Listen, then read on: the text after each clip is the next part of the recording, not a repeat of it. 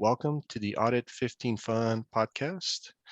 My goal with this podcast is to bring relevant internal audit topics to the table every 15 days. Today, we're going to be talking about certifications, education, and training.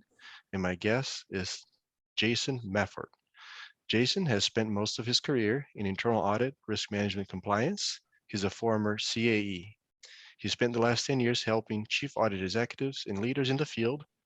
He is the founder of C-Risk Academy, which provides training and certifications to auditors from all different levels. And he also leads the Audit Leader Forum. Welcome, Jason. Thank you so much for being a guest. Thank you, John. I'm glad to be here. I'm Oh, excited. We're going to have fun with audit today. woohoo! I mean, this is a very, very exciting topic to me because I have strong opinions on this one, Well, and so do I. so hopefully, will be helpful to our listeners.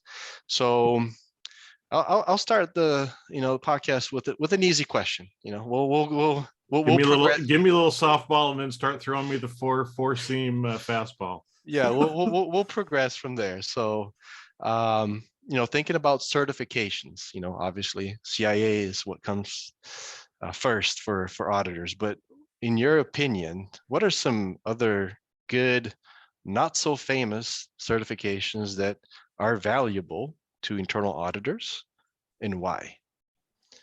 Well, and a lot of it is, because I have big opinions on this myself, because like you said, most people, when they think of certifications in internal audit, they think of the CIA.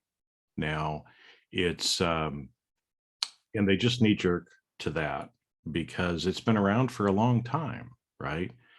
But what a lot of people don't realize is it also takes a long time for people to get. I mean, I've worked with some people because I've helped people with the CIA exam for many years, and literally most people on that track, it's 2 to 5 years of their life to be able to get that certification, and they end up spending a lot more time and a lot more money on it than they realize. And at the end of the day, for most people, if you've been in internal audit for a little while, it doesn't really teach you anything new that helps you do your job better. And so to me, it's always been in the longer that I've done this, and again, I'm going to piss some people off here because most people are like, oh, you got to have the CIA. Well, I don't think you got to have the CIA anymore. And like you said, so back to that question, right? Well, if that's not the one, then what do we do? Right? Because again, well, that's what I got to do, or I got to get my CISA, or I got to get my CFE, or I've got to get my CPA. Again, for most people, those really aren't that relevant for actually doing internal audit. In fact, it always surprises me when people are like, I'm going to get my CFE. It's like, how much fraud do you think you're really going to work on in internal audit? I mean, come on, give me a break, and it's one that interests people. But so I guess to answer the question, right, is I usually try to get people to think about what is something that is actually going to help them do their job better and help them in their career. And so because of that, there's not like one thing that I tell people to get, because a lot of it is going to depend on, what you really want to do with your career, Right. and who you work for. Right. So Right. So I had one person one time that said, well, I want to get my CFA, my I think it's Chartered Financial Analyst certification. I'm like, why the hell do you want to get that? And they're like, well, it's a really cool one. It is. And it takes 4 years to get, and it's about $10,000 to get. Right. And it's intended for people. It's intended for people who are like hedge fund managers in the financial service space. So it's like, as an internal auditor, unless you work, right, for somebody like Fidelity or Vanguard and you're auditing those types of things, it's probably not very relevant to helping you do your job better, right? And there's some new ones, new certifications that are out there now that the C-Risk Academy has. I've literally, I mean, people don't know this about me, but I've helped create a lot of other certifications that are out there. I've and we won't get into all that, but I've been in this space for 15 years, right? Helping create other certifications for other people. And there's just a lot of things with the certification space that seem wrong to me. And the one is, like you said, it takes too long for people to get a lot of these things. And really kind of the basis behind it is, let's make it hard, let's make it tricky so that very few people get it. Because you know what, if very few people have this certification, it means it's more valuable to me, right?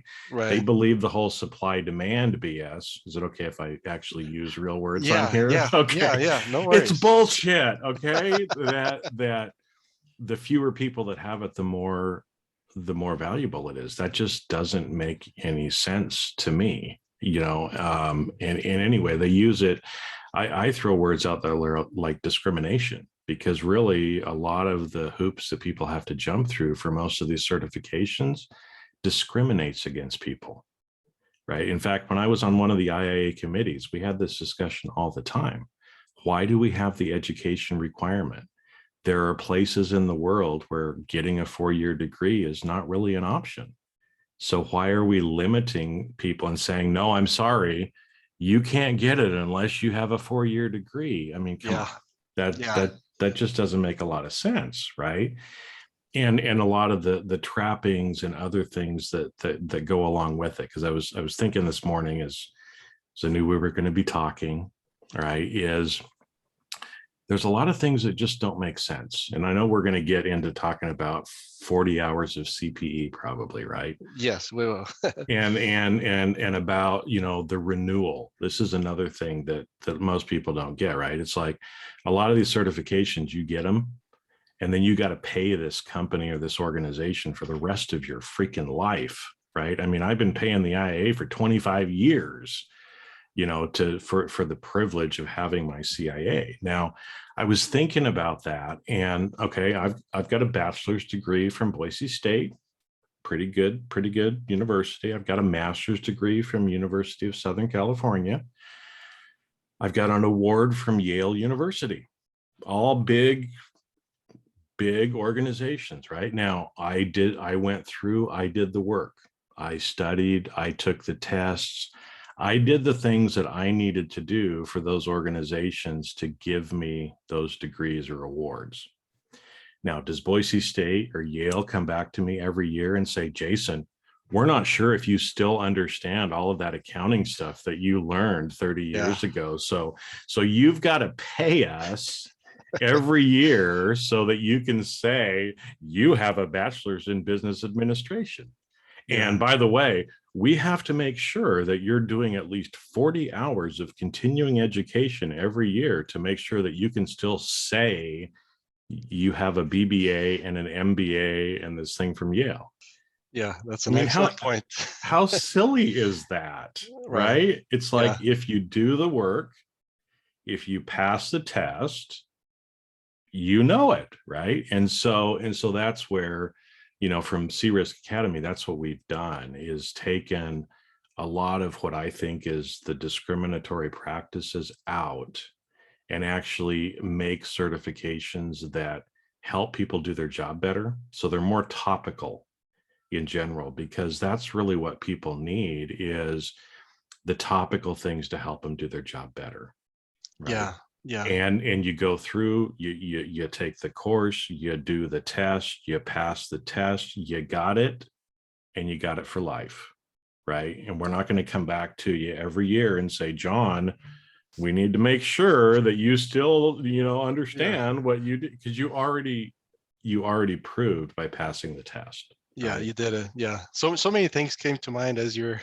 talking about that, and that's an excellent point. That universities don't come back to you and, hey, Oh, are you taking your 40 hours of continuing education? I remember I lived in Tennessee. A few years ago, and they had a privilege tax. It was like $400 a year just to have your CPA license. I'm like, this is crazy. Uh, Just for the privilege of having your CPA. and that's what they call the privilege tax. So Now, and that's a little bit different because yes, yes, technically the CPA is a license. And so, right, I right. understand like business licenses you have to pay for. That makes sense. But a lot of the professional certification stuff just doesn't make sense to me anymore. Yeah, it just reminded me of that. Yeah. But I guess like a deeper question into this here is people are fixated into they have to have the certification. They have to get the certification. And then once they get the certification, they have to have the CPEs, right? Which is, Mhm. the 40 hours of CPE or 20 hours of CPE, depending on the certification. To me, we were just talking here earlier. To me, that's a fixed mindset of like, I need to get this. And once I get this, I need to get my X number of hours to maintain this. And that's it. And you brought up an excellent point in your answer is, the best certification depends on the person's circumstances and the industry that they're in and so forth. So how can someone move from that fixed mindset of I need a certification, I need X number of CPE hours, to I need to just learn and be a I, better professional? yeah, I think that's I use the term, and some people might have heard it before, lifetime or lifelong learner, either one, right? Where, if you look at the evolution of humankind, right, we went through the industrial revolution for a while. Now we're in the knowledge revolution. And honestly, machines are coming to take people's jobs, right? Because there's a lot of jobs, and actually audit and accounting are two of the fields that Yep. World Economic Forum says most of these jobs are going to go away. And Yep. I know people don't believe me, and you don't have to believe me, but I promise you, the machines are coming for your job. I know of some things going on in the background that will displace hundreds of thousands or millions of people in that space. Okay. And you're right. Most people have a fixed mindset, which is they're very locked in. They can only see it. It's like they're a horse that has those blinders on.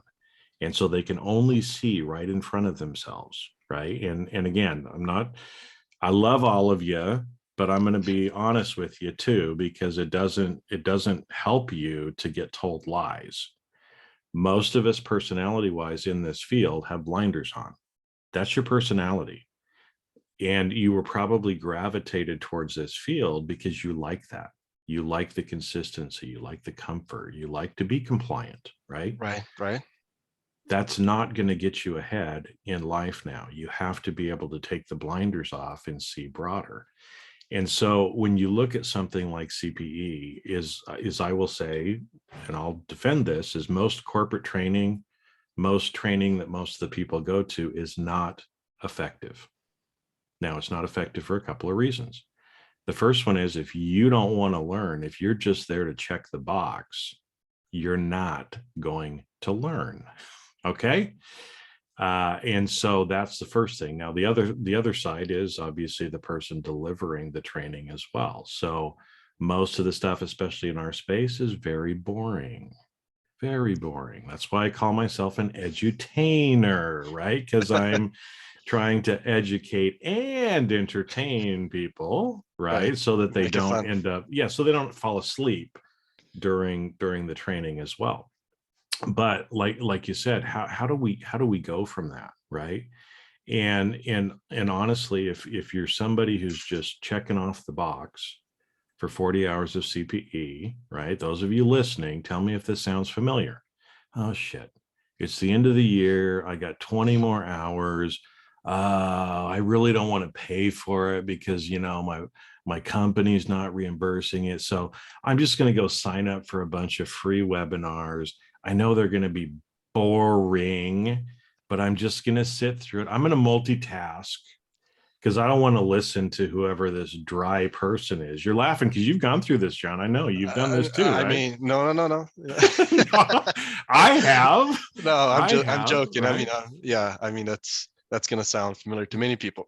Yeah. So you go through your multitasking, you're not even really listening. And then they go, and now it's time for our NASBA polling question. And you're like, oh shit, I better get over here. I need to put in my answer so I get my CPE credit. Right. Right. Now, at the end of the hour, have you learned anything? Probably not, because most of the time you weren't even paying attention. You're just there to check the box and have the CPE certificate so you can go back to IIA or whoever else, right, is asking you for these CPE, but you didn't learn a damn thing, right? Right. And so most people are that way. Most people don't want to learn. I love to learn. Every day I learn something new. And that's why the other thing when it comes to CPE, okay, well, you know, we shouldn't just have 40 hours. You should be learning probably 400 hours during the year if you really want to stay ahead. And it's not all traditional learning. I mean, there's podcasts, there's YouTube videos. I mean, I've Right. got hundreds of podcasts, hundreds of YouTube videos too Yeah. that are out there. There's so much of an opportunity for us to learn, but we don't take the time for it. And this is something that was just kind of blew me away. Do you have any idea how much time the average person spends on social media every day? Uh, I Two, could guess. 2.5 hours on average. Yeah. So most people that are saying, well, I don't have time to learn. Right. Are you kidding me? You're scrolling mindlessly through Facebook or Instagram or whatever for 2.5 hours a day. You don't think you could take some of that time Yeah. to learn something? Yeah. Binge watching Netflix, Hey, I They- love binge watching Netflix, right? But when I do it, and this again is maybe to kind of answer your question a little bit. It might go over the heads of a lot of people, but I do watch a lot of movies. I do binge watch Netflix. Now, when I do it in a different mindset, though. I'm doing it from the point of what can I learn from what I'm watching, right. right? So I'm not just getting entertained, but I'm trying to think about, as I watch that, what are the lessons that I can learn from that? How can I take what I'm learning from that and make my life better? How can Right. I integrate that into my life and make my life better? Yeah. Yeah. So you mentioned something there that, most corporate training is not effective because it's kind of like a check the box exercise. So for the audit leaders out there who have a training budget, who are planning for, their calendar year, their fiscal year on how to spend their training budget, what would be your recommendation on what's the most effective way for them to spend that money Yeah, on so training? I'll show you. I'll tell you the typical way, which is a waste of money. I mean, companies waste millions of dollars a year on training, and we just had on one of the recent audit leader forum calls, somebody was talking about that because this is typically how it goes through. You go to your team. What would you like to learn this year? People come back. They're like, I want to go to this conference. I want to go to that training, blah, blah, blah, blah, blah. Right. And so in this instance, I was talking to somebody, she'd sent two people to this training that they said they really wanted to go to. Right. So it was about, probably $4,000 to $5,000 for the training plus the travel. So she was probably into it $7,000 to $10,000 for these two people. They come back and they said, yeah, it really wasn't even what we were expecting. It was a waste of our time. Thank you very much. $10,000 down the drain, right? Right. Yep. Now, why was it a waste of time? Part of it was because the people didn't know how to learn. They thought they were going to get something else. They went there expecting to get like a checklist of if I do 1, 2, 3, 4, 5, then, that's how I do it, right? Well, you don't need that. You can go search Google for that, Right. if that's all you want, or checklists, right? But that's typically what happens. And so the problem is, again, it's part on the person, it's part on maybe the training provider, because maybe they didn't say what it actually was. Maybe they weren't quite as clear as to what the people were going to get from it. And So that's not so effective. The other way that's not so effective is you tell your people what they have to do, right? So you get that a lot of times, and again, that's one of the reasons why corporate training is not effective. Your boss tells you got to go, you don't really want to go, so you walk into the training without wanting to learn, so you're not gonna learn. Right. You're That's already, a yeah, that's a waste of time too, right? yeah, Now, there's a lot of online options that are out there now. That's one of the reasons why I started Sea Risk Academy. So, I'm not going to put hundreds of thousands of miles on my body every year. I'm getting older. I record it, and that way people anywhere in the world can access it whenever they want to. So, there's a lot of new on demand options for people to be able to choose from. It's much cheaper than a lot of the live conferences and trainings that we've been used to going to. So you can actually learn a lot more in kind of this on-demand realm for a lot less money than you can going to a live in-person training. Now, what I will tell you is on-demand self-learning requires more discipline right. as well. And so most of the time we tend to be lazy. We want to go to a conference to see our friends or take a little mini vacation. That's honestly why people go to conferences, because the education usually sucks. Okay. Yeah, yeah, Or they want something that's more in depth as well, right? And so a webinar by itself will never give you very much more than what you can just search for on Google. What will help you are the more in-depth, longer things. And so again, that's where some of these certifications that we've developed at Sea Risk Academy really come in. If you want to learn more about agile auditing and you actually want to learn how to do it, as an example, hmm, there's a certified agile auditor professional training course. It's about 15, 16 hours. It's the same as going to, a training seminar, but it's taught by somebody who's spent 3 years figuring out how to do this and applying it to internal audit. So you can go take the course, or you can spend, bring in a consultant, spend 50, 100, $200,000 to learn the same information. Which one you want to do, right? But that's an example of where you're going to get much more in depth, right? You can't get that kind of information from searching Google. Another example, the Certified Chief Audit Executive course that I developed. It's over 40 hours, and it's not stuff that you can search Google for.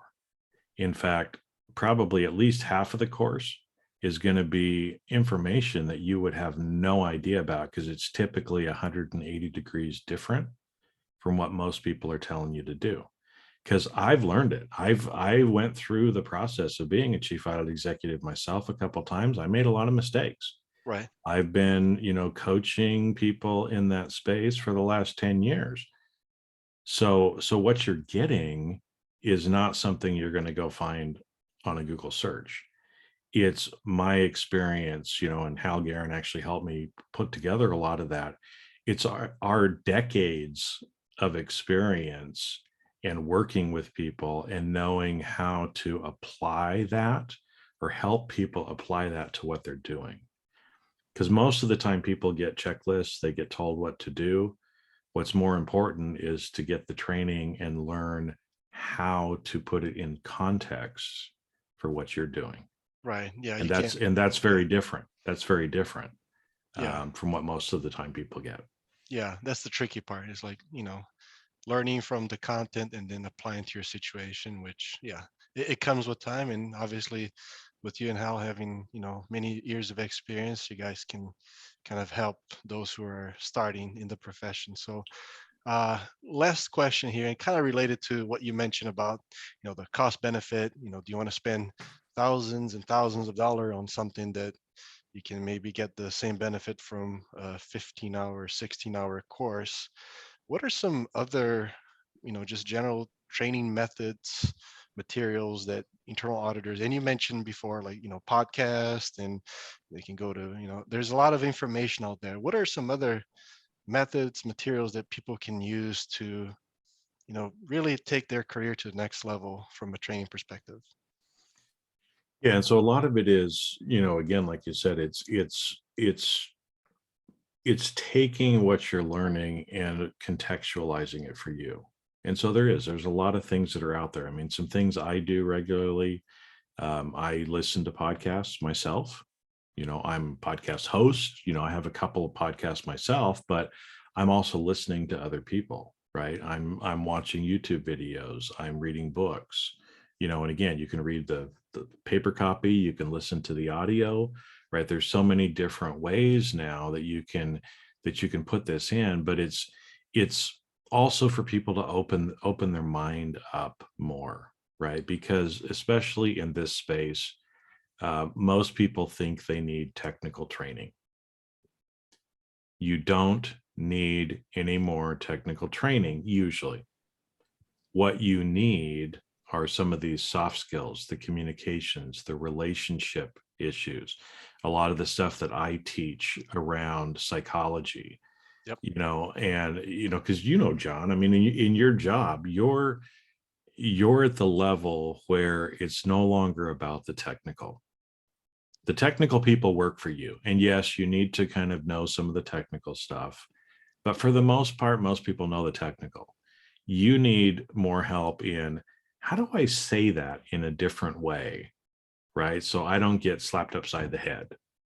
Or what do I need to do to help me actually develop a relationship with somebody else, right? Because we get so caught up in the technical and the tactical Right.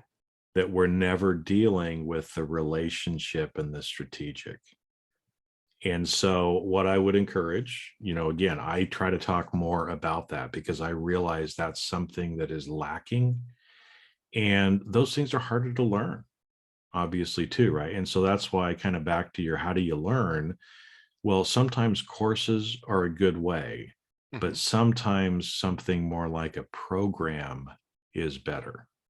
And so the difference would be, a course might be like you said, you sign up, it's 40 hours long, you take it, you do it on your own, you learn a lot of stuff, but the incorporation of it really happens more in a program, right? Which is a continuity thing. Right. And I know this is something that's new for most people, and that's what I've been doing in the Audit Leader Forum for many years is, you learn stuff, you contextualize it, but then we work on it. We have calls every month. So you're learning something every month. You're asking questions, you're getting answers, you're going back, you're trying it again. Oh, That's maybe right. if maybe That's if right. I if I go to my CFO this other way instead, right? And I'll give you a simple example is of one of the things that I teach people. So here's a little tip for people that's out there as well, right? If you want people to answer the way you want them to, allow them to say no, because people want to say no. So as an example, right, if you go to your CFO and you say, would it be all right, please, please, please, Mr. or Ms. CFO, may I please go to this training? What's their answer going to be? No, right? Because people want to say no. Well, just ask the same question, but in a different way. So when they say no, no means yes for what you want. So instead, CFO, you don't have any problem if I go to this, do you? No, no, that'd be fine. See the subtle difference, Yeah. Still said right? no, but different outcome. A different outcome. They Yeah. still said no, but it's what you wanted, right? Right. And so it's those kind of things. You're not going to learn that stuff on Google, right? Okay, you might come upon my website and I have some post about it or maybe some video, but usually it's programs or working with coaches or working with mentors or being a part of programs Hmm. over the course of time. It's like what I've learned, what I know has taken me my whole life, folks, to learn. So how the hell do you think in 1 hour Right. I can tell you everything that I have learned? Yeah. Yeah. That's a very good point, Jason.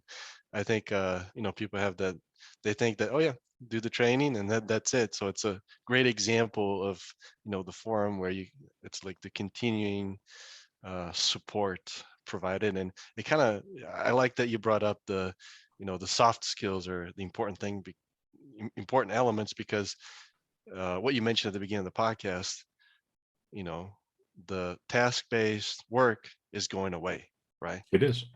Machines are going to do it.